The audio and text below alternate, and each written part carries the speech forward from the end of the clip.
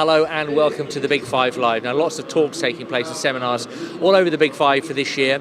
Project management talks about urban design and landscape planning, that's taking part in the Expo, and also design talks. With me now, Benjamin Beer. Welcome to Big Five Live. Thank you, hello. Your design talk earlier, of course, very well attended, looking at the advanced facade engineering for landmark projects here in the Middle East. Talk me through some of the things that were discussed by you on stage. I've been talking about the facade design in the Middle East, and I have to be honest, when I came about 2007, the first time to Dubai, I'm based over here since about 10, 11 years, and just looking at how much the kind of facade industry evolved over the last couple of years, how much the city is actually having a kind of strong will to create landmark buildings, it's just amazing. Now, just we as a facade consultant, we need to get these buildings more energy efficient.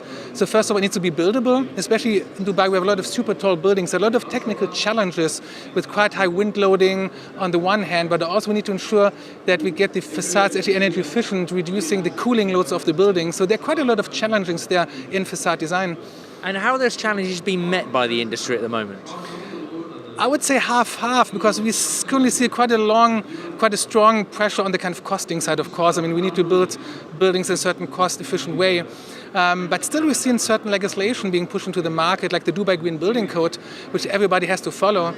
Still, on top of that, we're trying to actually make the building still more energy efficient, keeping in mind that here in the Middle East we have a very high degree of solar heat gain, so the sun is pretty strong, and we need to design a facade that actually accommodating that, so reducing the cooling loads of the buildings.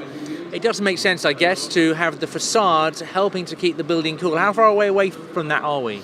You're talking about a topic that's pretty complicated. It's called the building integrated photovoltaics, so that we are planning to build like PV panels onto our facades.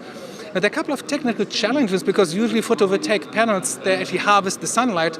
They have to be at a certain around 45-degree angle, whereas our facades tend to be vertical. So there are a couple of challenges around that, and in Dubai, actually, especially in the Middle East, there are a couple of kind of solar power, solar plants putting out in the desert, which tend to generate more electrical power at less costing. So whereas the kind of building integrated photovoltaics, you produce very little energy at a high cost. So I think we're going to see more in the future, but for now it's a kind of thing that's not really implemented to a very high degree. And a couple of questions at the end, of course, raised from the audience. So what were they asking in the main? They were asking mainly about the kind of engineering design side, because I presented a couple of slides on the kind of sophisticated 3D engineering, 3D design of our facades, especially of complex geometry facades, and that we're utilizing certain 3D models to build and analyze these facades. And there were a couple of questions associated how we do it.